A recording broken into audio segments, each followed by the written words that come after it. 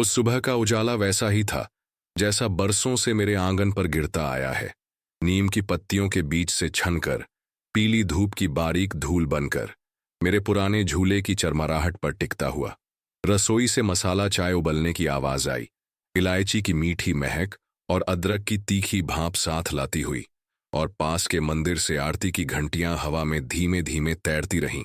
मैं अखबार फैलाए बैठा था, पर अक्षर मेरी आंखों में उतरने से पहले ही तैरकर कहीं और चले जाते थे। उम्र जो 75 के पार हो चली, उसके साथ आने वाली धीमी थकान मेरी हड्डियों में घर कर चुकी है। फिर भी सुबह की चाय, उगते सूरज का रंग और अखबार की स्याही, ये 3 चीजें मुझे हर दिन याद दिलाती थीं कि जीवन अब भी अनुशासन के धागे से बंधा हुआ है। उसी अनुशासन के बीच एक वाक्य ने मेरे भीतर सालों से व्यवस्थित पड़ी शांति को ऐसा तोड़ा कि दीवार में जमी बारीक दरार अचानक चौड़ी हो जाए। अपने ही आंगन में, अपने ही घर की दहलीज पर, अपने ही रक्त से पैदा हुए बेटे ने यह कहा कि उसे मुझसे घिन आती है। मैं जानता हूं, शब्द हवा में उड़ते हैं, आकर चेहरे पर धूल की तरह गिरते हैं और पलक झपकते ही कपड़ों में चुपचाप घुस बैठते हैं। पर उस सुबह वे शब्द हवा नहीं बने, वे लोहे की किसी ठंडी पट्टी की तरह मेरे सीने पर रख दिए गए। मैंने अखबार से चेहरा नहीं हटाया, मैंने कोई खांसी, कोई सवाल, कोई हड़बड़ी नहीं की। मैंने जैसे सुन ही नहीं लिया। मेरी उम्र ने मुझे एक कला सिखाई है, मौन रहने की कला। मैंने बस ठुड्डी थोड़ी झुका दी, सांस थोड़ी भारी कर ली और उंगलियों की पकड़ ढीली पड़ने दी। मेरे जीवन के इतने वर्षों में मैंने जो खोया वह केवल समय नहीं था। उन वर्षों में एक पत्नी की हंसी का फैलना और अचानक स्थिर हो जाना, एक छत के नीचे पत्थर सी ठंडी रातें, जून की लू में दिन भर कपड़ा मिल की मशीनों की कर्कश आवाज के बीच पसीने की गंध, और शाम को तौलिया कंधे पर रखकर गंगा किनारे बैठ जाना शामिल था। मैंने अपनी कमर झुकते झुकते अपनी पीठ को कहानी बना दिया। मेरे हाथों में हल्दी के धब्बे और तेल की चमक थी, क्योंकि बरसों तक मैंने किसी न किसी चीज पर तेल ही मलते देखा। भट्टी का जोड़, दरवाजे की कुंडी, बेटे के स्कूल के जूते और अपने थके हुए घुटने, ये सब मैंने इसलिए किया कि घर खड़ा रहे, पढ़ाई चलती रहे और बुरा वक्त दरवाजे से वापस लौट जाए।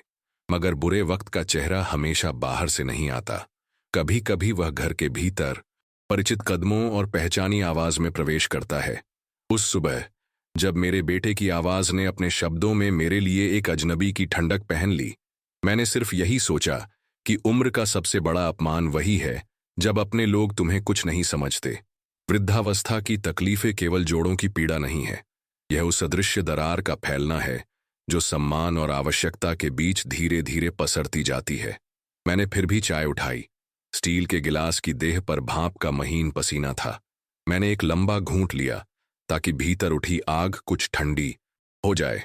घर के भीतर सामान्य आवाजें चलती रहीं, प्लेट रखे जाने की छोटी सी थक ठक, आटे में पानी मिलाने की नमी, सूटकेस की चेन का खिंचना और किसी मोबाइल के कंपन की सूखी थरथराहट। मैं उन आवाजों के बीच अपनी धड़कन की लय खोज रहा था, जैसे किसी पुराने तानपुरे की झंकार जो टूटती नहीं, केवल धीमी पड़ती है। मेरे सामने अखबार के पहले पन्ने पर बरसात के आने की खबर थी, दक्षिण पश्चिम मानसून के केरल पहुंचने की तिथि और उसके बाद के दिनों का अनुमान। मैंने मन ही मन सोचा कि बारिश अक्सर उन घरों में पहले उतरती है जहां धूल सबसे ज्यादा जमा होती है। हमारे घर की दीवारों पर सालों की धूल है, तस्वीरों के पीछे, खिड़की की जाली में और उस लकड़ी के धार्मिक तख्त पर जहां सुख समृद्धि का प्रतीक टगा है। लेकिन धूल का क्या, वह पोंछी जा सकती है। शब्दों की राख कहां फेंकी जाए। मैंने अपनी आंखें बंद की। भीतर बीते सालों के दृश्य पंक्तिबद्ध होकर गुजरने लगे। गोद में सोता हुआ वही बेटा, जिसके पैरों के तलवे इतने छोटे थे कि मेरी हथेली उन्हें पूरी तरह ढक लेती थी। वही बच्चा, जिसकी फीकी हंसी को सुनकर मैं साइकिल उठाकर आधी रात को दवा लेने निकल पड़ता था। वही लड़का, जिसके कॉलेज के फीस भरने के लिए मैंने अपनी बाजू की घड़ी गिरवी रखी थी। यादों का काम अतीत को चमकाना नहीं होता, उनका काम केवल यह बताना होता है कि तुमने किस लिए सहा था। मुझे याद आया कि मैंने किस लिए सहा था, और उसी क्षण मेरा मौन एक मूर्त आकार लेने लगा, कठोर, ठंडा, माप तौल के साथ। मैंने कुछ नहीं कहा, मैं केवल उठा आंगन में पड़े पीतल के लोटे में से थोड़ा पानी लेकर तुलसी पर चढ़ाया। धूप दीप की साधारण सी क्रिया मैंने बिना मंत्र के की, क्योंकि कभी कभी नियमों से ज्यादा जरूरी होता है उस मन को थामना जो अचानक किसी पुरानी खुली दरार में फिसलने लगता है। तुलसी की पत्तियों पर चमकता पानी मुझे यह याद दिलाता रहा कि प्रकाश को पकड़ना हो तो सतह साफ होनी चाहिए, और मेरे जीवन की सतह जो समझौते और सहनशीलता से पालिश की गई थी, अब किसी एक अजनबी वाक्य की खरोंच से बदरंग हो चुकी थी। मैंने बरामदे के कोने में रखी पुरानी अलमारी खोली। वहां मेरी डायरी थी, काली जिल्द, किनारों पर उधड़े धागे और अंदर पत्तों की तरह दबे कुछ कागज। उन कागजों में रसीदें थीं, सीमेंट की, पेंट की, बिजली के बिल की और रजिस्ट्री की फोटोकॉपी। मैंने बिल्कुल उसी क्रम में कागज पलटे जिस क्रम में बरसों पहले मैंने घर को दीवार दर दीवार बनाया था। पहले जमीन, फिर नींव, फिर ईंट, फिर प्लास्टर और सबसे अंत में रंग। हर पन्ना मुझे यह बताता गया कि मेरे हाथों की मेहनत ने इस घर को शब्द शब्द बनाकर लिखा है। घर केवल सिर पर छत नहीं होता, वह थकान की गर्द से एक एक कर उभरता हुआ वह वाक्य होता है जिसे उम्र भर तुम अपने लिए पढ़ते हो। उस वाक्य पर आज किसी और के शब्दों की कालिख पड़ गई थी, और मैंने निश्चय किया कि जिसे तुमने लिखा है उसे मिटाने का अधिकार भी तुम्हारे पास है। यह कोई क्रोध का निश्चय नहीं था, यह वैसा ही था जैसा एक बूढ़ा कारीगर अपनी दुकान बंद करते समय आखिरी बार औजारों को कपड़े से पोंछकर सलीके से रख देता है, ताकि सुबह किसी और के लिए वही औजार नई चमक के साथ उठाए जा सकें। दिन धीरे धीरे अपनी दहलीज पार कर रहा था। सड़क पर सब्जी वाले की आवाज आई। टोकरी में भिंडी, लौकी, टमाटर और धूप में चमकती हरी मिर्चें। गली के नुक्कड़ पर पान की दुकान खुल चुकी थी। ताजे कत्थे की गंध हवा में हल्की सी मीठास घोल रही थी। मैं इन छोटी छोटी आवाजों, रंगों और गंधों के बीच खड़ा रहा, ठीक वैसे जैसे एक पुराना पीपल का पेड़ चौक पर खड़ा रहता है, आवाजों से घिरा पर अपने भीतर बीजों को शांत रखे।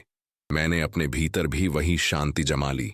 मेरी उम्र ने मुझे धैर्य सिखाया है, पर उसने मुझे यह भी सिखाया है कि कब धैर्य पत्थर बन जाता है और कब वह पुल।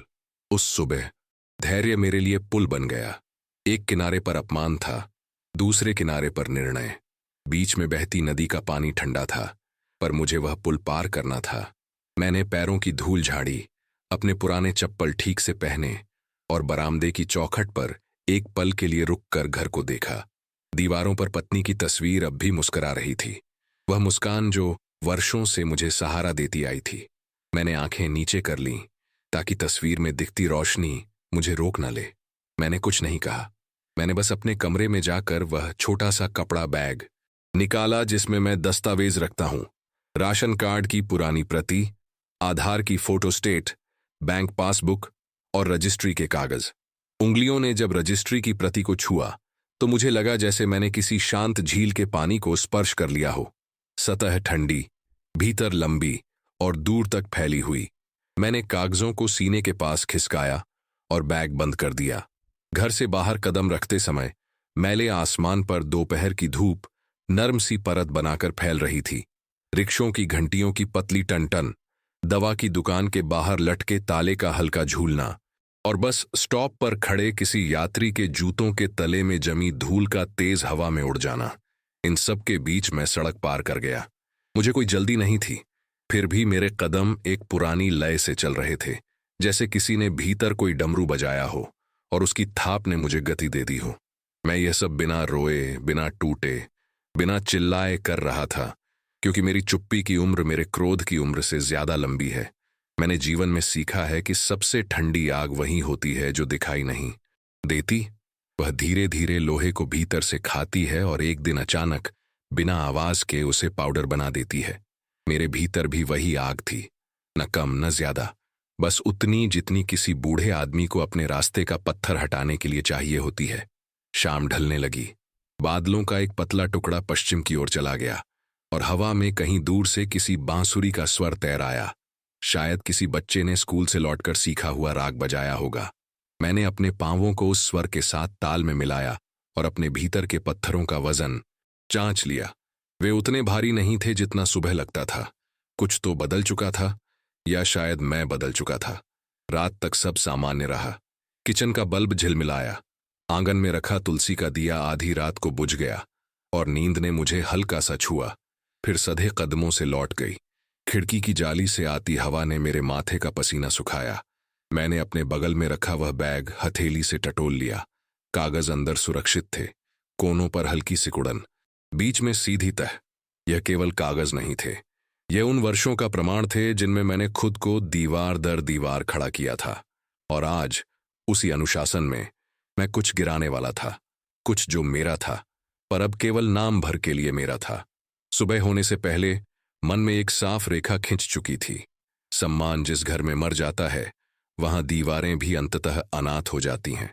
मैंने अपनी उम्र के अनुभव से तय कर लिया कि मैं अनाथ दीवारों का रखवाला नहीं बनूंगा। मैं केवल अपने भीतर के उस बूढ़े आदमी का रखवाला बनूंगा जो अब भी सीधा चलना चाहता है, भले ही छड़ी थाम कर। मैंने तकिए के नीचे से अपनी पुरानी कलम निकाली, वही जिसे मैंने बेटे के स्कूल एडमिशन फॉर्म भरते समय इस्तेमाल किया था, और उसे जेब में रखा। बाहर दूर कहीं से एक सरकारी दफ्तर की पुरानी सी बिल्डिंग की तस्वीर मन में उभरी। लिखावट सी पपड़ी छिलती दीवारें, रजिस्टर के मोटे पन्ने और स्याही की गंध। मेरे लिए रास्ता तय था। मैंने कुछ नहीं कहा, मैंने बस अपनी धमनियों में बहती ठंडी आग को एक शब्द दिया, निर्णय। मेरी कहानी किसी बड़े शहर के शीशे जैसे चमकते टावरों से नहीं शुरू होती, बल्कि धूल धक्कड़ और पसीने की मिलीजुली गंध से शुरू होती है। बनारस से कुछ दूर मेरे गांव में, जहां गंगा का पानी गर्मियों में उथला होकर किनारों पर रेत के टापू छोड़ देता है, मैंने अपना बचपन बिताया। खेत छोटा था, पर मिट्टी का भरोसा बड़ा। ज्वार बाजरे की बालियों पर उगती धूप और शाम को खपरेल की छत पर घूमते पंखों की परछाइयां, इन सब के बीच मेरा बचपन सधा हुआ चला। पिता का हाथ सख्त था, पर उनके माथे पर नर्म रेखाएं रहतीं। वे उस समय के आदमी थे जो ज्यादा बोलते नहीं, काम करते हैं। मैं शायद उसी चुप्पी का उत्तराधिकारी हूं। जवान होते होते समझ आ गया कि हमारे छोटे खेत की चौहद्दी मेरे सपनों के लायक नहीं। सर्दियों में ओस से भीगा खेत सुबह को चमकता, पर हिसाब लगाने बैठता तो वही अंकों का कड़ा चेहरा सामने आ खड़ा होता। बीज, खाद, बैल के चारे और आदमी की भूख, सबके बीच बचता बहुत कम था। तब मैं शहर की ओर खींचा। कानपुर की सूती मिलें उस समय भी अपने शोर और रोशनी से मेरी तरह के नौजवानों को बुलाती थीं। वहां मशीनें बोलती थीं और आदमी सुनता था। मैंने भी सुना। मैंने भी अपने हाथ मशीनों के हवाले किए और शाम को उंगलियों पर धागे की महीन धूल झाड़ी। मिल की नौकरी आसान नहीं थी। गर्मियों में भट्ठियों की तपिश, बरसात में फिसलन, सर्दियों में रुंधा हुआ गला, हर मौसम की अपनी कड़वाहट। पर काम में एक अजीब सी ईमानदारी होती है। वह आदमी के सीने में रोज थोड़ा थोड़ा साहस जोड़ता है। उसी साहस ने मुझे सीता तक पहुंचाया। सीता पड़ोस की गली में अपनी बुआ के यहां रहती थी। वह बोलती कम थी, पर उसकी चाल में ऐसी संयमित स्पष्टता थी जैसे एक कमल के पत्ते पर ठहरा हुआ पानी। कुछ महीने बाद हमने 7 फेरे लिए। शादी साधारण थी, पंडित, हल्दी की हल्की रंगत और घर के सामने नीम की छां। लेकिन साधारणता में एक गरिमा थी। वही गरिमा हमारे घर की पहली दीवार बनी। आदमी जब घर बनाता है तो ईंटें बाहर लगती हैं और धैर्य भीतर। हमारे किराए के छोटे कमरे में पहले पहले जो सामान आया, उसमें एक लोहे की पेटी, एक केतली और 2 स्टील के कटोरे थे। बाद में एक एक कर चीजें जुड़ती गईं। कॉट का पलंग, एक अलमारी और फिर रसोई के बर्तन। सीता के हाथों में स्वाद था। दाल में घुलती हुई घी की पतली रेखा और मसाले की हल्की सुगंध से कमरा घर बनता। हम दोनों की दुनिया छोटी थी, पर वह छोटी दुनिया हर शाम ठीक समय पर दीप जलाती और मैं उसी में खुद को पूरा महसूस करता। कुछ साल बाद हमारे यहाँ बेटा आया। उस दिन मिल से लौटते समय मेरे जूतों में चिपकी धूल भी मुझे मुलायम लगी। बच्चे के तलवों की भीगी सी गंध, उसकी हथेली का उष्मा और रातों को उसका अनियमित रोना, ये सब मेरे जीवन में पहली बार किसी अनियंत्रित फिर भी सुंदर लय की तरह उतरा। जब किसी आदमी की बाहों में उसका बच्चा होता है तो दुनिया की हर खुरदरी चीज पर एक महीन काई उगाती है। मैं वही आदमी बन रहा था जो अपने भीतर की खुरदरीपन पर काई उगा सके। समय ने चाल बदली। मिलों की राजनीति, ठेकेदारों का दबाव और शहर की अचानक बदलती चौखटों ने नौकरी को कम भरोसेमंद बना दिया। मैंने ओवरटाइम किए, त्योहारों पर छुट्टियां छोड़ी और मन में लगातार यह जोड़ा कि बचत कितनी है, देनदारी कितनी। बेटा बढ़ रहा था। स्कूल की फीस, किताबें, यूनिफॉर्म, सबके अपने दांत होते हैं जो जेब को लगातार काटते रहते हैं। मैंने जेब में छेद पड़ने नहीं दिए। रद्दी बेचकर, छुट्टी के दिन दफ्तर के रजिस्टर लिखने का छोटा काम करके और कभी कभी रात की शिफ्ट पकड़कर। सीता ने भी अपनी तरफ से घर में शक्लें बचाईं। कांच के जार में अचार, रसोई में तेल का किफायत और त्योहारों पर साड़ी में नई किनारी चढ़ाकर पुरानी को नया बना देना। इन सबके बीच मैंने एक सपना पाला, अपना घर। किराए की चाबियों का स्वाद हमेशा थोड़ा खारा होता है। मालिक की कुंडी से निकली चाबी जितनी बार घूमती है उतनी बार आदमी के भीतर बसे अपना के अर्थ में चोट लगती है।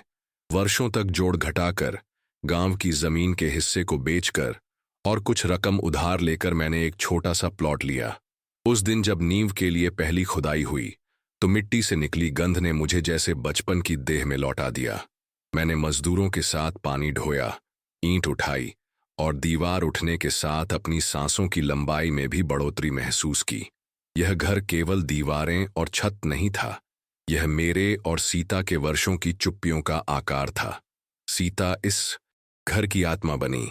सुबह की आरती, तुलसी की रखवाली, बारिश में बालकनी पर रखे गमलों को अंदर खिसकाना और शकरकंद का हल्का सा मीठा पराठा, इन सब ने घर में वह गंध भरी जो किसी भी आदमी को लंबी शिफ्ट के बाद वापस लौटने के लिए पर्याप्त कारण दे।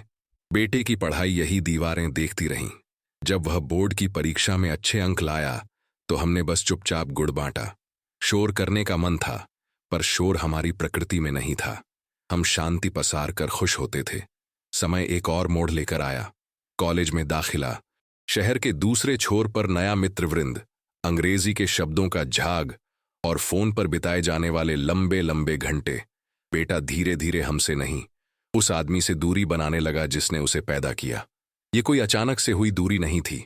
ये वैसी दूरी थी जैसे बरसात के बाद उग आई काई से पैर फिसलते फिसलते पीछे हट जाए। मैं देखते हुए भी नहीं देखता रहा। मैंने कई बार खुद को समझाया कि आधुनिकता की अपनी चाल होती है। बच्चे उस चाल पर चलना सीखते हैं और बड़ों को किनारे की पगडंडी पकड़नी पड़ती है। मेरी पगडंडी लंबी थी, पर अकेली। मैंने वही पगडंडी चुनी। कुछ सालों में हमारे घर में एक नई आवाज आई, बहू की। शादी सादगी से हुई। नया रिश्ता आया तो घर में रंग चढ़ा। किचन में स्टील के बर्तनों की संख्या बढ़ी, सोफे पर नए कुशन आए और दीवार पर एक बड़ा कैलेंडर लगा जिसमें समुद्र का छपा हुआ दृश्य था। बहू तेज तर्रार थी, पढ़ी लिखी और शहर की तेज रफ्तार के अनुरूप। मैंने उसे उसी सम्मान से देखा जैसे किसी नए पेड़ को देखा जाता है। जड़ें अभी गहरी नहीं, पर पत्ते हवा से जल्दी जल्दी बतियाते हुए। मैंने अपने अनुभव के अनुसार दूरी समीपता की सीमा तय की। जहां जरूरत हो वहां हाथ बढ़ाया और जहां नहीं वहां चुप रहा। सीता उस समय तक कमजोर होने लगी थी। महीनों की खांसी, डॉक्टर के पर्चे और अस्पताल की सफेद दीवारों पर गिरती ट्यूबलाइट की थरथराहट, इन सब के बीच उसकी मुस्कान पहले सी रही, पर आंखों की रोशनी धीमी हो गई। एक रात वह चुपचाप सोते सोते चली गई। उस रात के बाद घर के भीतर हवा ने अपना स्वर बदल दिया। रसोई ने अपने दरवाजे थोड़ा धीमे खोले और आंगन की तुलसी बिना वजह अधिक पानी मांगने लगी। मैंने अपनी सूनी हथेलियों को दीवार पर टिकाकर खुद को संभाला। बेटा साथ था, बहू भी थी, पर हर शोक अंततः व्यक्तिगत होता है। कोई अंदर तक साथ नहीं जा सकता। मैं बाहर से संभलता रहा, अंदर से धीरे धीरे जमता रहा। सीता के जाने के कुछ वर्षों में बेटा नौकरी बदलता रहा। तनख्वाह बढ़ती गई और उसके साथ उसकी अपेक्षाएं भी। घर में नए नए सामान की चर्चा होती। फ्रिज का बड़ा मॉडल, टीवी की नई स्क्रीन, माइक्रोवेव, फिर एसी के टन का हिसाब। मैं जहां तहां से सहयोग देता, जोड़े हुए पैसों में से निकाल कर देता और अपनी आवश्यकताएं और छोटा करता। मेरी आवश्यकताओं के सिकुड़ने के साथ मेरे भीतर का मौन फैलता गया। मैंने बाग के गमलों की मिट्टी बदलनी शुरू की, तुलसी के पास एक छोटा शंख रखा और नल की चूड़ी हुई टोंटी को अपने हाथों से कस दिया। घर के छोटे छोटे कामों में मुझे वही संतोष मिलता जो पहले मिल की मशीनों के बीच अपने हिस्से का शोर सहने में मिलता था। इसी दौरान मैंने एक और काम किया, कागजों को सलीके से रखना। रजिस्ट्री की मूल प्रति, बैंक की पासबुक, फिक्स्ड डिपॉजिट के रसीदनुमा कागज और बीमा की सालाना रसीदें। सब एक ही फाइल में। उम्र बढ़ने के साथ आदमी समझता है कि कागज का सलीका उसके सम्मान का सलीका है। कोई पूछे या न पूछे, लेकिन अपने हिस्से की पारदर्शिता बनाए रखना एक नैतिक अभ्यास है। मैं उसी अभ्यास में लगा रहा। बेटे को यह सब बताने की लालसा कई बार हुई, पर मैंने उसे हमेशा टाल दिया। संबंधों में हिसाब किताब का दिखावा नहीं करना चाहिए। दिखावा छोटे मन का दर्पण है। मैंने छोटे मन से परहेज किया। बहू घर संभालती रही, पर शहर की तेजी ने उसके बोल में तीखापन घोल दिया। मुझे कई बार लगा कि मेरी चाल उसकी धैर्य सीमा से धीमी है। मैंने अपने कदम और भी हल्के कर लिए। सुबह जल्दी उठकर आंगन में झाड़ू लगाना, चाय बनाना और अखबार का पहला पन्ना पलटना, ये 3 काम मैं अपने वश में रखता। बाकी दुनिया को मैंने उसकी रफ्तार के साथ चलने दिया। त्योहारों पर अब भी दीप जलते, पर मिठाइयों की थाल का आकार बदल गया था। घर की बनी बर्फी की जगह बाहर से आई हुई चमकदार डिब्बों ने ले ली। स्वाद में चमक अधिक थी, आत्मा कम। मैं इस नए स्वाद को स्वीकार करता गया। वक्त की घड़ी घूमती रही। बेटा अब खुद को बड़ा आदमी मानने लगा। उसकी बैठक में नए नए चेहरों का आना जाना बढ़ा, और मैंने धीमे धीमे अपने कोनों को और शांत कर लिया। एक दिन उसके चेहरे पर आई कठोरता ने मुझे यह संकेत दे दिया कि अब सम्मान मांगा नहीं जा सकता। सम्मान अगर आता है तो अपने पैरों पर चलता हुआ आता है, अगर नहीं तो चुप्पी उसके लिए सबसे उपयुक्त कुर्सी है, जिसे खाली छोड़ देना चाहिए। मैंने वही किया, कुर्सी खाली छोड़ दी। यही वह पृष्ठभूमि थी जिसके सामने वह एक वाक्य मेरे भीतर गूंज उठा और दीवारों की लाइम वॉश के नीचे छिपे दरारों की पूरी रेखा को उजागर कर गया। वह सुबह जब घर की सामान्य आवाजें चल रही थीं और मैं अखबार पर आंखें टिकाए बैठा था, मेरे जीवन के पिछले 5 दशकों की हर परत मेरे सामने उघड़ी हुई थी। मिल का शोर, सीता की नर्म हंसी, बेटे के स्कूल के जूते का टूटा तस्मा और नई पीढ़ी की बदलती जरूरतें। मैंने अपने भीतर यह निर्णायक वाक्य गढ़ा कि आदमी को अपने बनाए घर का दास नहीं, स्वामी होना चाहिए, और स्वामी वही होता है जो सही समय पर सही ताला लगा सके। मेरी रोजमर्रा की आदतें उस दिन भी वैसी ही रहीं। तुलसी पर जल, आंगन में झाड़ू, चाय का कप और धूप के साथ खींचती दीवारों की परछाइयां, पर भीतर एक रेखा खींच चुकी थी। मैंने अपनी सूखी हथेलियों में कागजों का स्पर्श महसूस किया और जाना कि जो कुछ मैंने सलीके से रखा है वह केवल सुरक्षित नहीं, उपयोगी भी है। जीवन ने मुझे बहुत कुछ सिखाया, पर सबसे जरूरी यह कि सही फैसले अक्सर शांत कमरे में, धीमी रोशनी के भीतर, कागज और कलम के बीच होते हैं, जहां शब्द बोलते नहीं, सिर्फ टिक टिक करते हैं। उसी टिक टिक ने उस शाम मेरा हाथ थामा और मैं अपनी उम्र की संजीदगी के साथ अगली सुबह की ओर बढ़ चला। बेटे और बहू के साथ रहना शुरुआत में ऐसा था जैसे किसी पुराने कुएं के पास नई बाल्टी रख दी गई हो। पानी वहीं, पर निकालने का तरीका अलग। शुरुआती महीनों में मैंने उनके तौर तरीकों को अपनाने की कोशिश की। बहू की रसोई तेज थी, तेल का कम प्रयोग, ओवन का अधिक, और मसालों में वो परतदार सुगंध नहीं जो सीता के हाथ में हुआ करती थी। मैं खामोशी से सब खाता, सिर हिलाता और मन में उस स्वाद की परछाई को थामे रहता जो अब केवल याद में था। बेटा अब दफ्तर में ऊंचे पद पर था। उसकी चाल में एक अलग किस्म का विश्वास आ गया था, ऐसा विश्वास जो उम्र से नहीं बल्कि पद और पैसों से आता है।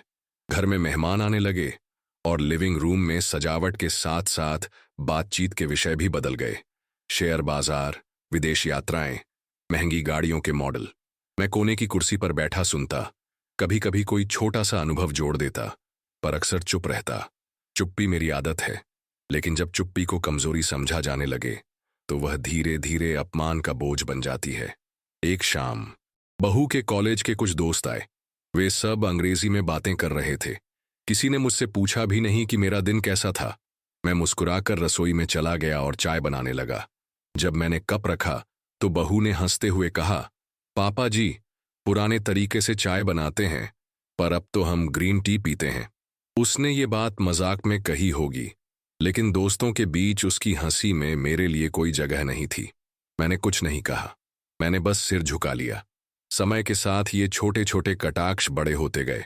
कभी मेरे कपड़ों पर टिप्पणी, कभी मेरे पुराने फोन पर, कभी मेरी धीमी चाल पर। एक बार बेटा जल्दी में था और उसने कहा, पापा आपको अब आराम करना चाहिए, घर के काम हम संभाल लेंगे। उसके शब्दों में देखभाल थी, पर उसके पीछे एक दीवार थी। वो दीवार जो मुझे घर के निर्णयों से बाहर रखती थी। मुझे याद है एक बरसात की शाम। बाहर बादल गरज रहे थे, हवा में भीगती मिट्टी की महक थी। मैंने सोचा था कि बेटे के लिए पकौड़े बना दूं, जैसे सीता बनाती थी। आटे में हल्दी, प्याज के पतले टुकड़े और गरम तेल की छनक, ये सब मेरे मन में किसी त्योहार की तरह लौट आए। लेकिन जब मैंने प्लेट बेटे के सामने रखी तो उसने बस इतना कहा, पापा, ये सब ओमैली है, डॉक्टर ने मना किया है। उसने प्लेट बहू की तरफ खिसका दी। बहू ने बिना देखे उसे किचन में ले जाकर सिंक में डाल दिया। तेल की महक और गरम आटे की भाप वहीं ठंडे पानी में घुल गई। मैंने कुछ नहीं कहा, मैंने बस सिर झुका लिया। इन घटनाओं के बीच घर की हवा भी बदलने लगी। अब दरवाजे धीरे नहीं, तेजी से बंद होते थे। बातचीत कम, आदेश ज्यादा थे। बेटा जब भी बोलता उसकी आवाज में एक जल्दबाजी होती, जैसे मेरे शब्द उसकी योजना में देर कर रहे हों।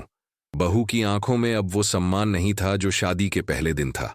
वो मुझे पापा जी कहती थी, लेकिन आवाज में एक खिंचाव होता, जैसे ये संबोधन केवल औपचारिकता हो।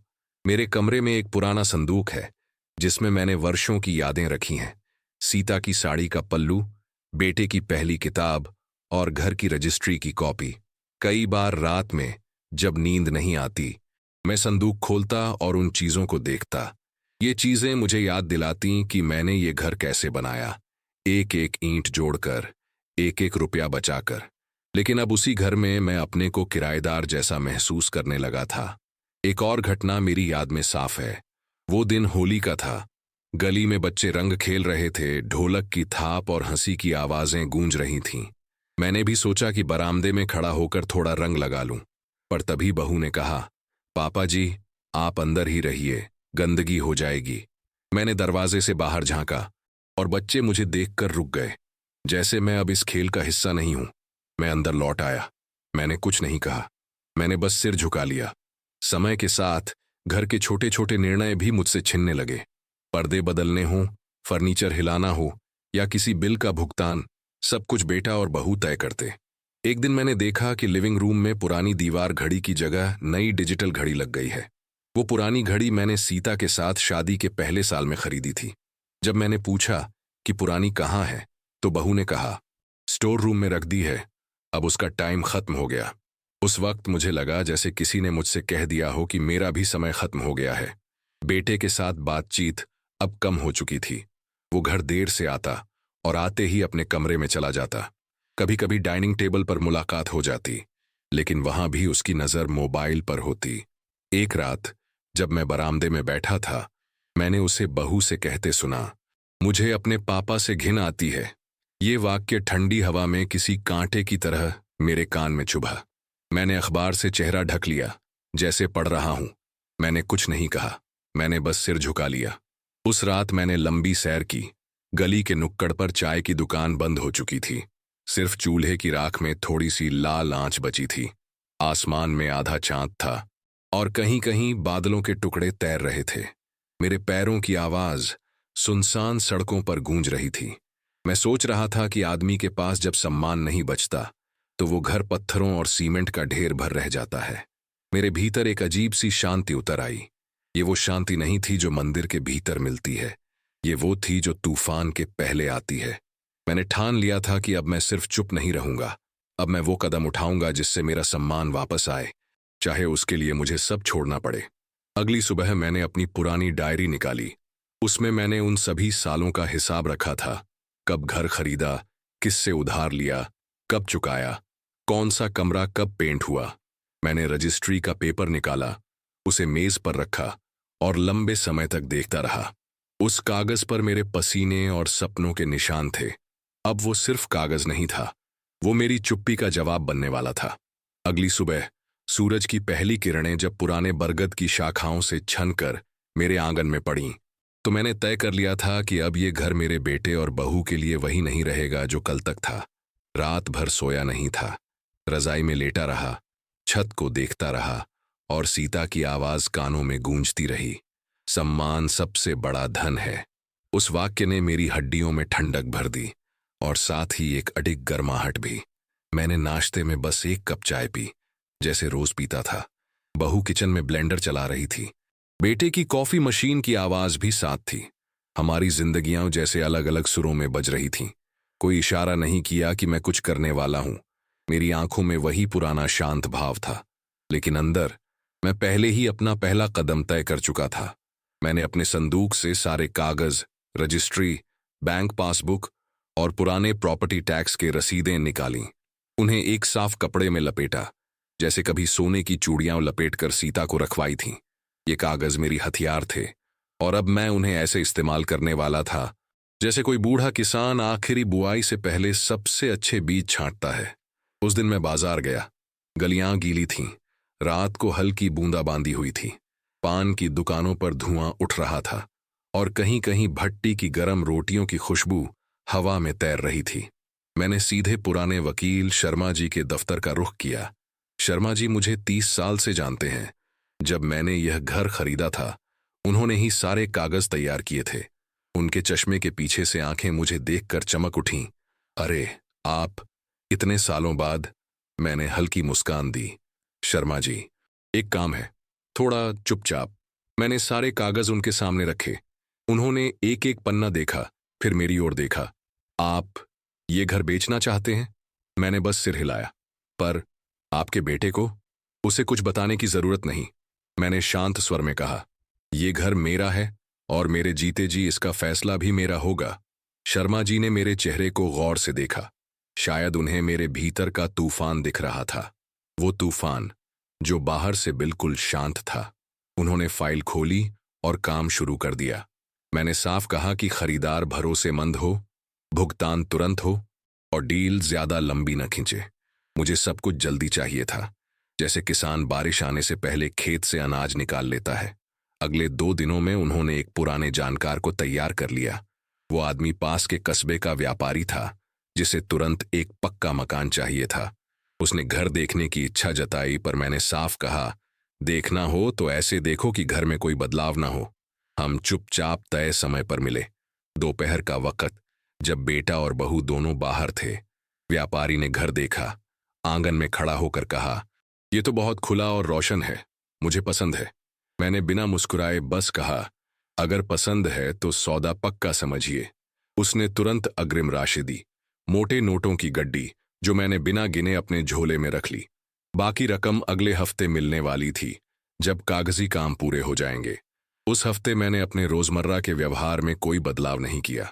सुबह चाय बनाई, शाम को बरामदे में बैठा, पड़ोस के बच्चों को खेलते देखा। बहू ने 1-2 बार कटाक्ष किए, कपड़े देर से सुखाने पर या अखबार फैलाकर बैठने पर मैंने पहले की तरह बस सिर झुका लिया। मेरे भीतर का रहस्य उन्हें न समझ आया, न वे समझना चाहती थीं। शुक्रवार को, जब डील फाइनल होनी थी, मैंने मंदिर जाकर गणेश जी के सामने दीप जलाया। घंटी की आवाज और चंदन की महक ने मुझे एक अजीब सी स्थिरता दी। मैंने मन ही मन सीता से कहा, आज तुम्हारा घर छोड़ रहा हूं, पर अपना सम्मान वापस ले जा रहा हूं। दोपहर को मैं फिर शर्मा जी के दफ्तर पहुंचा। व्यापारी और उसके वकील पहले से मौजूद थे।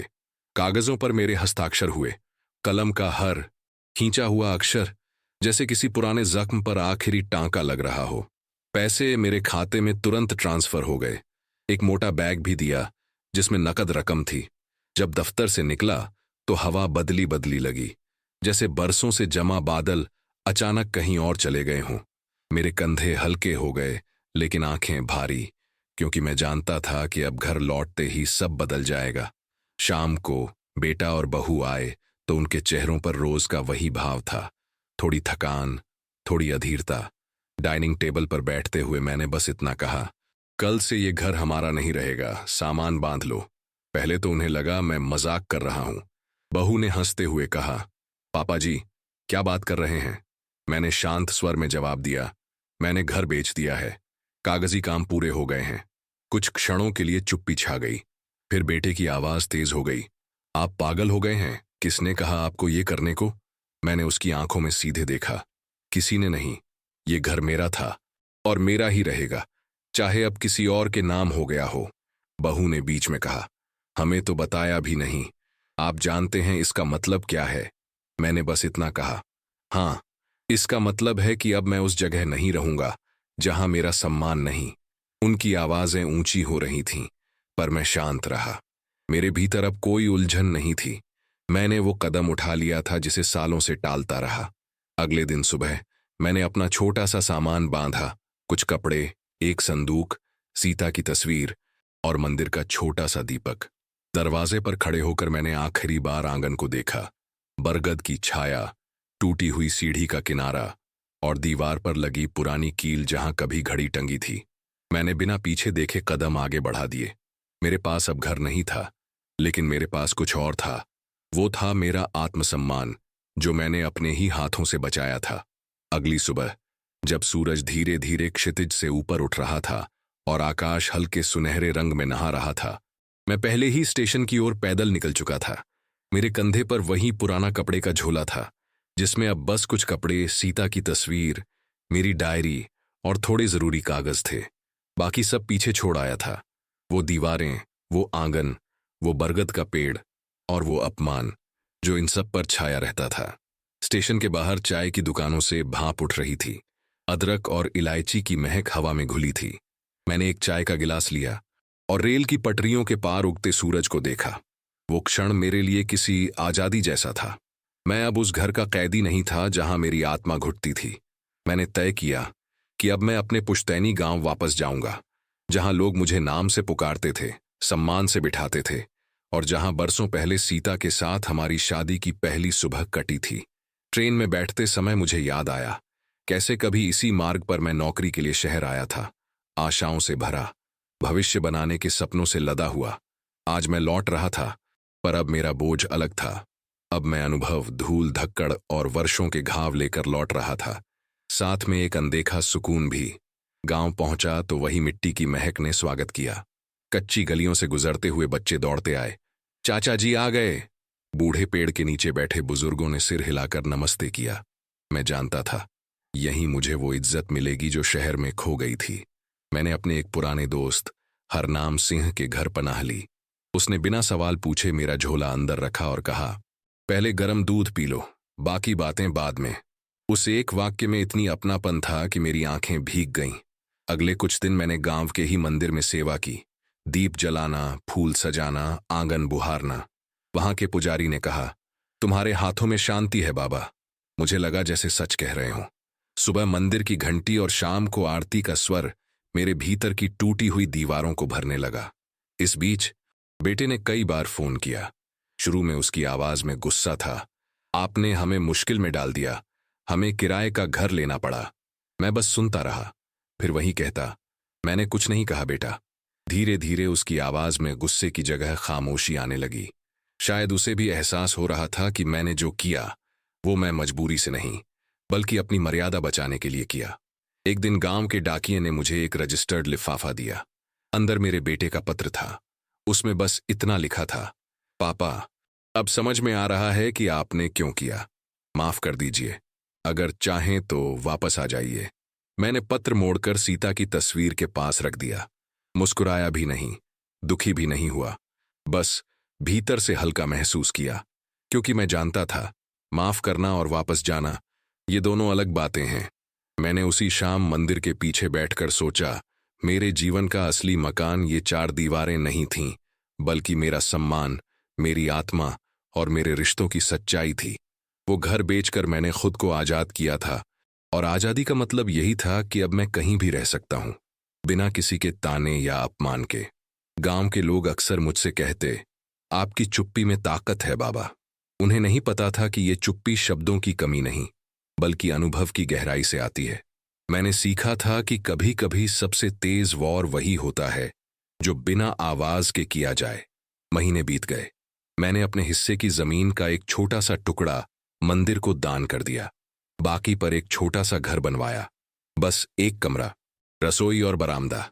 बरामदे में मैंने वही पुरानी लकड़ी की कुर्सी रखी जिस पर शहर में बरसों बैठा था।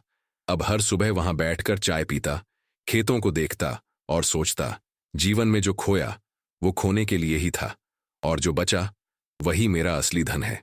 कभी कभी संध्या के समय जब लाल सूरज खेतों के पार डूबता है, मैं खुद से कहता, मैंने कुछ नहीं कहा पर सब कह दिया। ये वाक्य मेरे लिए अब एक जीत का प्रतीक है।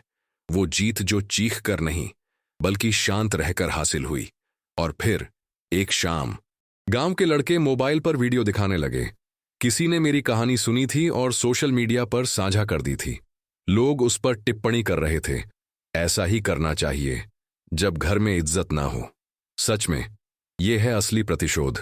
मैंने बस मुस्कुराकर स्क्रीन वापस कर दी। मुझे लोगों की तालियों की जरूरत नहीं थी। मेरी असली ताली तो वो थी जो मेरे भीतर बज रही थी। अब मेरी जिंदगी का हर दिन एक उपहार है। मैं जानता हूं सम्मान पैसा देकर नहीं खरीदा जा सकता और अपमान सहकर नहीं बचाया जा सकता। और अगर कभी कोई मुझसे पूछे कि मैंने क्यों किया, तो मैं बस इतना कहूंगा, क्योंकि कभी कभी घर बचाने के लिए घर छोड़ना पड़ता है। उस दिन बरगद के नीचे बैठा मैंने आंखें बंद की। हवा में चंपा के फूलों की खुशबू थी। दूर से किसी के बांसुरी बजाने की आवाज आ रही थी और मैंने महसूस किया मैं अपने असली घर में हूं, अपने भीतर। गांव में लौटकर महीनों बीत चुके थे। मौसम कई बार बदले, खेतों में बुआई और कटाई के चक्र पूरे हुए और मैंने धीरे धीरे अपने भीतर की उस बेचैनी को शांत होते महसूस किया जो शहर से यहां तक मेरे साथ चली आई थी। सुबह की शुरुआत अब मंदिर की घंटियों, गौरैयों की चहचहाहट और चूल्हे पर चाय उबलने की आवाज से होती थी। मैं अपने छोटे से बरामदे में बैठकर धूप को आंगन में फैलते देखता और पास रखी मिट्टी की सुराही से ताजा पानी पीता। यहां समय धीमा चलता था, जैसे हर पल सोचने, महसूस करने और जीने का मौका देता हो। गांव के लोग मुझे बाबा कहने लगे थे और यह संबोधन मुझे किसी सम्मान से कम नहीं लगता था। बच्चे स्कूल जाते समय मेरे पैरों को छूते और बुजुर्ग बैठकों में मेरी राय पूछते। शहर में, मेरे अपने ही घर में, जहां मेरे शब्दों का कोई मूल्य नहीं था, वहां की तुलना में यहां लोग मेरी खामोशी को भी महत्व देते थे। कभी कभी मैं अपने पुराने दिनों को याद करता। रेलवे वर्कशॉप की नौकरी, गर्मी में पसीने से भीगे कपड़े और शाम को थका हारा घर लौटना। सीता मेरे लिए ठंडा पानी और गरम रोटी रखती थी। हम दोनों सपने देखते थे कि एक दिन अपना पक्का घर होगा, बच्चों की पढ़ाई पूरी होगी और वे हमारे बुढ़ापे का सहारा बनेंगे। सपने पूरे हुए, लेकिन सहारा नहीं मिला। अब समझ में आता है, सपनों में सिर्फ चीजें नहीं, बल्कि इंसानों का दिल भी शामिल होना चाहिए, और वो सबसे मुश्किल हिस्सा है। एक दिन मैं खेत के किनारे खड़ा था, जहां गेहूं की बालियां हवा में झूम रही थीं। हरनाम सिंह मेरे पास आया और बोला, बाबा, सुना है आपका बेटा फिर से गांव आना चाहता है, आपसे मिलने। मैंने उसकी आंखों में देखा, वो जैसे मेरी प्रतिक्रिया पढ़ना चाहता हो। मैंने बस इतना कहा, आना चाहता है तो आ जाए। रास्ता मैंने कभी बंद नहीं किया। ये सच था, मैंने अपने बेटे से नफरत करना नहीं सीखा था, मैंने बस उससे उम्मीद रखना छोड़ दिया था। कुछ हफ्तों बाद एक सुबह जब मैं मंदिर में फूल सजा रहा था, तभी बाहर गाड़ियों का शोर सुनाई दिया।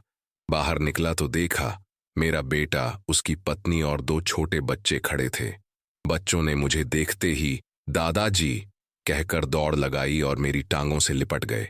मैं झुककर उनके सिर पर हाथ फेरता रहा और मेरी आंखें अनजाने में भीग गईं। बेटा मेरे पास आया, लेकिन उसकी आंखें झुकी हुई थीं। उसने धीमे स्वर में कहा, पापा, मैं माफी मांगने आया हूं। मैंने उसकी पीठ पर हाथ रखा और कहा, बेटा, माफी से ज्यादा जरूरी है कि अब से कैसे जियोगे। उस दिन हम सब बरामदे में बैठे। बहू चाय बना लाई और मैं उसे देख रहा था। पहले जैसा कटु भाव अब उसकी आंखों में नहीं था। शायद शहर में संघर्ष ने उसे भी बदल दिया था। वो ज्यादा चुप थी, लेकिन उसके हाथों की हरकत में सम्मान था, जो पहले नहीं था। शाम को जब सब मंदिर गए, मैं अकेला अपने कमरे में बैठा। खिड़की से ढलते सूरज की रोशनी आ रही थी। मैंने अपनी डायरी खोली और लिखा, कुछ रिश्ते टूटकर ही जुड़ते हैं। मैं जानता था हम फिर से पुराने जैसे नहीं होंगे, लेकिन कम से कम अब हमारे बीच संवाद का दरवाजा खुल गया था। गांव में लोगों ने इस मिलन को देखा और कई बुजुर्ग मेरे पास आकर कहने लगे, बाबा, आपने सही किया था, अपनी इज्जत पहले रखी, तभी आज ये लौटे हैं। मैं बस मुस्कुराता। ये जीत चीखने चिल्लाने वाली नहीं थी। ये वो जीत थी जो सालों बाद भी मन में शांति भर देती है। धीरे धीरे मेरा बेटा बच्चों को लेकर अक्सर गांव आने लगा। वे खेतों में खेलते, तालाब में तैरना सीखते और मेरे पास बैठकर मेरी पुरानी कहानियां सुनते। कैसे उनके दादा ने बरसों पहले बिना जूते पहने स्कूल जाना शुरू किया था, कैसे पहली बार ट्रेन में चढ़ा था और कैसे उनकी दादी ने बाढ़ में हमारी जान बचाई थी। इन पलों में मुझे लगता शायद यही वो असली विरासत है जो मैं दे सकता हूं। पैसा नहीं, घर नहीं, बल्कि यादें और सीख। एक दिन बहू मेरे पास आई और बोली, पापा, अगर आप चाहें तो शहर में हमारे साथ रह सकते हैं। मैंने उसकी आंखों में देखा और मुझे लगा वो अब सच में चाहती है, सिर्फ औपचारिकता नहीं। लेकिन मैंने धीरे से सिर हिला दिया। नहीं बेटा, मेरा घर अब यहां है और मैं यहीं खुश हूं। उसने बस चुपचाप सिर झुका लिया और मुझे लगा उसने भी ये समझ लिया है कि कभी कभी दूरी ही रिश्तों को बचाती है। रात को जब सब सो चुके थे, मैं बरामदे में बैठा चांद को देख रहा था। ठंडी हवा मेरे चेहरे को छू रही थी और मुझे लगा जिंदगी का सबसे बड़ा सबक यही है कि हम दूसरों को बदलने की कोशिश छोड़ दें और अपने जीवन को इस तरह जिएं कि हमें अपने फैसलों पर अफसोस न हो। मैंने फिर अपने आप से कहा, मैंने कुछ नहीं कहा, लेकिन जो किया वही काफी था। और उसी सन्नाटे में मुझे महसूस हुआ कि मेरी कहानी खत्म नहीं हुई, बस अब वो किसी और दिशा में बढ़ रही है। शायद कल फिर कोई नया मोड़ आए, कोई नया सबक। लेकिन अब मैं तैयार था, क्योंकि मैं जान चुका था कि सम्मान खोने से बेहतर है घर खो देना। सर्दियों की सुबह थी, खेतों पर ओस की बूंदें मोतियों की तरह चमक रही थीं और हल्की सी धुंध पूरे गांव को एक मुलायम चादर की तरह ढक रही थी। मैं अपने ऊनी शाल में लिपटा बरामदे में बैठा चाय पी रहा था। इस ठंड में चाय की भाप चेहरे को छूती तो जैसे पुरानी थकान भी पिघलने लगती। गांव में रहने के इन महीनों में मैंने अपने जीवन के सबसे गहरे घावों को भरते हुए महसूस किया था, लेकिन मैं जानता था कि कुछ जख्म ऐसे होते हैं जो सिर्फ दब जाते हैं, पूरी तरह मिटते नहीं। मेरा बेटा अब समय समय पर बच्चों के साथ गांव आने लगा था। कभी हफ्ते भर रुकता, कभी सिर्फ 2 दिन। हर बार जब वो आता, मैं उसके चेहरे में बदलाव देखता। वो अब उतना कठोर नहीं दिखता था। बच्चों के साथ खेलते हुए उसमें वो मासूमियत लौट आई थी जो मैंने उसकी जवानी में देखी थी। लेकिन मेरे मन के किसी कोने में अब भी एक दीवार थी, सम्मान की दीवार, जिसे मैं पूरी तरह गिराना नहीं चाहता था। एक दिन दोपहर को मैं खेत के किनारे बैठे गन्ना चबा रहा था। तभी गांव के प्रधान मेरे पास आए। उनके चेहरे पर चिंता थी। उन्होंने बताया कि मेरे पुराने घर, वो जो मैंने बेचा था, कि नए मालिक गांव के लोगों से किराया मांग रहे हैं, जबकि वो घर किसी किराए के लिए नहीं था। मैंने चौंक कर उनकी तरफ देखा। उस घर से मेरा रिश्ता तो खत्म हो गया था, लेकिन उसमें बसे लोगों के साथ मेरी यादें अब भी थीं। मैंने धीरे से कहा, प्रधान जी, उस घर का अब मुझसे कोई लेना देना नहीं है, पर अगर वहां किसी को तकलीफ हो रही है तो मैं देखूंगा। शाम को मैं चुपचाप उस गली में गया जहां मेरा पुराना घर था। वहां का दरवाजा अब नया था, दीवारों पर ताजा पेंट था, लेकिन भीतर का आंगन वही था जहां कभी मेरे बेटे ने मिट्टी में खेलते हुए मुझे आवाज दी थी, जहां सीता तुलसी के गमले में पानी डालती थी। नए मालिक से मुलाकात हुई। बातचीत में पता चला कि वो सच में गांव के लोगों से पैसा मांग रहे थे, और यह सुनकर मेरा खून खौल गया। लेकिन मैंने वही किया जो मैंने हमेशा किया, गुस्से को शब्दों में नहीं बल्कि फैसलों में बदला। अगले दिन मैं तहसील गया। पुरानी जान पहचान काम आई।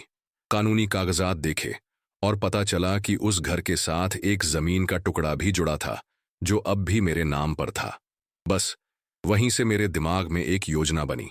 मैंने वह जमीन एक ऐसे ट्रस्ट को दान कर दी जो गांव के अनाथ बच्चों की पढ़ाई और देखभाल करता था।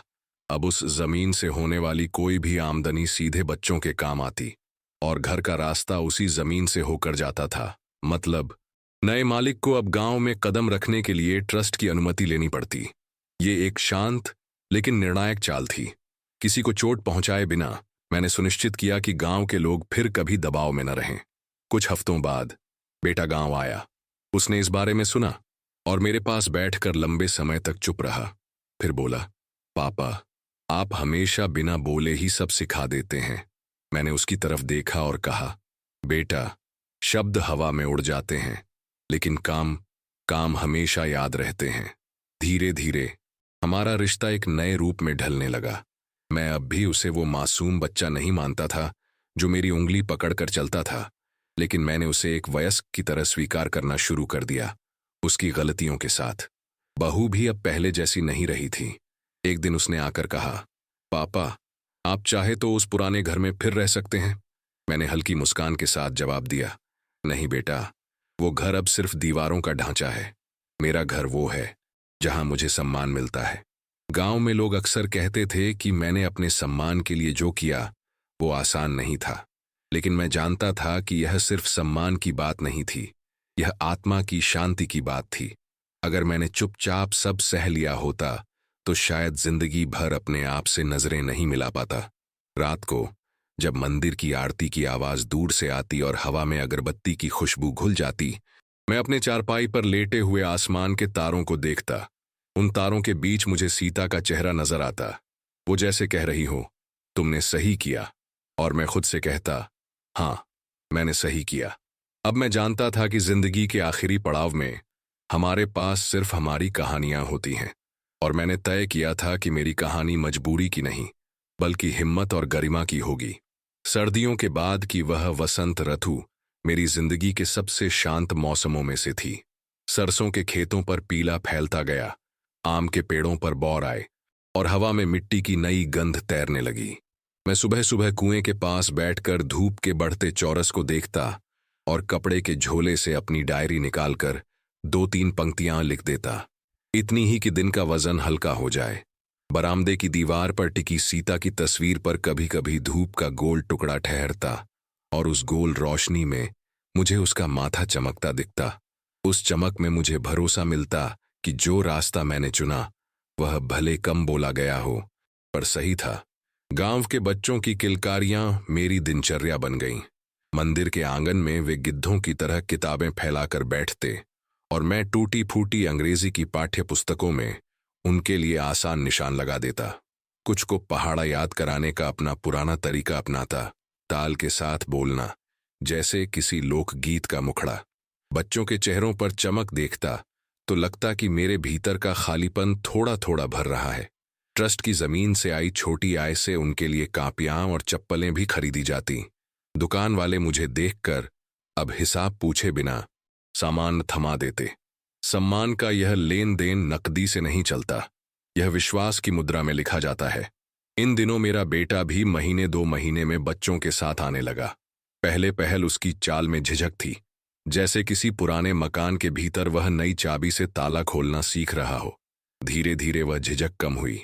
वह खेत की मेढ़ पर मेरे साथ बैठता, बच्चों को पतंग उड़ाते देखता और लंबे समय तक बिना बोले हवा की दिशा तौलता रहता। मुझे उसके भीतर की खामोशी पहचान में आती, वही खामोशी जो कभी मेरे भीतर रहती थी जब मैं मिल की मशीनों के शोर के बाद रात को घर लौटता और चुपचाप टंगी हुई घड़ी का टिक टिक सुनते हुए खुद को समझाता कि कल और मेहनत करनी है। अब शायद वह भी खुद को समझाता होगा कि कल और समझदारी चाहिए। एक दोपहर वह मेरे पास बैठा रहा, जब तक कि सूर्य पीला होकर कमलताल की सतह पर फैल नहीं गया। उसने कुछ कहा नहीं, पर उसकी उंगलियां मिट्टी में अनजाने वृत्त बनाती रहीं। मुझे लगा कि वह अपने भीतर के दोषों को उसी मिट्टी में मिला देना चाहता है। मैं शब्दों से उसकी पीठ नहीं थपथपाना चाहता था, मैंने बस उसके कंधे पर अपनी हथेली रख दी। इतना ही इशारा पर्याप्त था कि वह जान ले, यहां उससे हिसाब नहीं मांगा जाएगा। कुछ रिश्तों को बचाने के लिए मौन की बुनाई जरूरी होती है। आवाज से की गई बुनाई में गांठें ज्यादा पड़ती हैं। बहू भी बदली हुई थी। उसकी आंखों की चमक में अब आकांक्षा कम, स्वीकार अधिक था। वह आंगन बुहारते हुए ठहर ठहर कर तुलसी में पानी डालती और थाली रखते समय हल्का सा झुक जाती। यह वही झुकना था जो पहले मला मलाया और नाप तोल से भरा हुआ था। अब इसमें ईमानदार कोमलता थी। मुझे लगता शहर की तेज रफ्तार ने उन्हें थका दिया होगा। थकान आदमी को या तो कठोर बनाती है या विनम्र। उनके हिस्से में विनम्रता आई तो मेरे हिस्से में शांति। मैंने अपने छोटे घर के सामने 2 नीम लगाए। बरामदे की छाया लंबी होने लगी और दोपहरिया में जब धूप आग जैसी हो जाती, नीम के पत्ते हवा के साथ झनक कर मेरी थकान पी लेते। जीवन की समझ भी कुछ कुछ इन पत्तों जैसी हो जाती है, धीरे धीरे, बिना शोर, बस झनक कर अपना काम करती है। मैं शाम को ताखे पर दीप रखता, अगरबत्ती जलाता और अपने अंदर की आवाज सुनता कि अब किसी पर नाराज रहने को बचे क्या है। जो था वह सीख में बदल चुका है, जो नहीं था वह इच्छा छोड़ चुका है। कभी कभी पुराने घर के सामने से गुजरना पड़ जाता। दीवारों पर नया पेंट, दरवाजे पर अलग सी घंटी और आंगन में किसी और के बच्चों की हंसी। शुरू में उस दृश्य में चुभन थी, जैसे अपनी लिखी पंक्ति किसी और के नाम से छपी हो। लेकिन धीरे धीरे मैंने समझ लिया कि घर ईंट का नहीं, स्मृति का होता है। स्मृतियां जहां साथ चली जाए वही घर है। तो अब मेरा घर मेरी स्मृतियों के साथ था, बरामदे के इस कोने में, नीम के तले और बच्चों के स्कूल थैलों की पट्टियों के बीच। ट्रस्ट का काम बढ़ा। प्रधान और गांव के 2 पढ़े लिखे नौजवान जुड़ गए। हमने तय किया कि हर साल होली के बाद एक पुस्तक मेले जैसा छोटा आयोजन होगा, जिसमें शहर से पुरानी किताबें इकट्ठी करके बच्चों में बांटी जाएंगी। उस दिन गांव की चौपाल रंग बिरंगी जिल्दों से भर जाती। मैं नक्शे के सामने खड़ा होकर बच्चों को शहरों के नाम बताता। इलाहाबाद का नया नाम, बनारस की गलियां, कोलकाता का ट्राम, और उनकी आंखों में भविष्य का दर्पण देखता। ये वही दर्पण था जिसमें कभी मैं अपनी नौकरी की रेखाएं देखा करता था। अब उसमें उनकी राहें उभरती थीं। बीच बीच में मेरी हड्डियों में पुरानी ठंडक लौट आती। सीता के जाने के बाद जो खाली बिस्तर मेरे भीतर बना था, वह पूरी तरह भरा तो कभी नहीं। बस उसके किनारों पर घास उगाई, जिस पर बैठकर मैं अपनी सांसों की आहट सुन सकता था। रात में नींद टूटती तो दूर कहीं डाकघर की घंटी के पुराने स्मरण या स्टेशन पर रुकती मालगाड़ी का लंबा हांफना सुनाई देता। सब कुछ जैसे मेरे जीवन के पन्नों से निकलकर फिर पास आ जाता। तब मैं धीरे से उठकर मंदिर की ओर चल देता, ईश्वर से कुछ मांगने नहीं, बस अपनी धड़कन का वजन नापने। एक शाम बेटा बच्चों को लेकर तालाब की तरफ गया। मैं धीमे धीमे पीछे चला। तालाब की सतह पर सूर्य का टुकड़ा धीरे धीरे लाल होकर डूब रहा था और पास की घास में झींगुरों का गान शुरू हो गया था। बच्चे पानी में कंकड़ फेंक कर वृत्त बना रहे थे। मेरा बेटा किनारे पर बैठा अपने जूते उतार रहा था। उसे इस मुद्रा में देखकर मुझे वर्षों पहले का वही लड़का याद आया, जो मेरी उंगली पकड़े तालाब की पगडंडी चलना सीख रहा था। मैंने दूरी बनाए रखी। नेह दूरी से कम नहीं होता, बस उसका रंग बदल जाता है, हल्का, टिकाऊ और बिना मांग के। गांव के मेले का मौसम आया। चौक पर रंगीन झंडियाओं, गन्ने का रस, जलेबियों की कड़ाही से उठती भाप और दूर से आती नागाड़े की थाप। बच्चों ने जिद करके मुझे छोटे झूले पर बिठा दिया, वहीं धीमे धीमे घूमने वाला। झूला सिर के ऊपर से नीम की पत्तियों को थपथपाता निकलता और मैं हर चक्कर में ऊपर देखकर पत्तों के बीच से आकाश का छोटा सा गोल टुकड़ा देख लेता। मुझे लगा जीवन भी इसी झूले जैसा है, गति से ज्यादा धैर्य का खेल। नीचे उतरते समय पैरों में ठहराव चाहिए, वरना चक्कर दिलासा बनकर चुभन हो जाते हैं। मेले के आखिरी दिन चौपाल पर ट्रस्ट के बच्चों का छोटा सा कार्यक्रम हुआ। उन्होंने कविता सुनाई, पहाड़े गुनगुनाए और नक्शे पर जिलों के नाम बताए। अंत में एक बच्चे ने मेरी ओर देखकर धीरे से कहा कि अगर दादाजी न होते तो उसे चप्पल न मिलती। भीड़ में एक पल की चुप्पी गिर गई, वैसी जो जोरदार तालियां बनने से ठीक पहले उतरती है। मैंने सिर झुका लिया, हथेलियां जोड़ी और भीतर महसूस किया कि यह वही तृप्ति है जिसकी तलाश में मैं शहर की 4 दीवारी छोड़कर चला था। यह प्रतिशोध का सुख नहीं था, यह न्याय की शांति थी। किसी के हिस्से का कम न करके अपना खोया हुआ भर लेना। रात को घर लौटते समय आसमान साफ था। तारों की भीड़ में ध्रुव तारा स्थिर चमक रहा था। मैंने बरामदे में दीपक रखा और सीता की तस्वीर के सामने थोड़ी देर बैठा।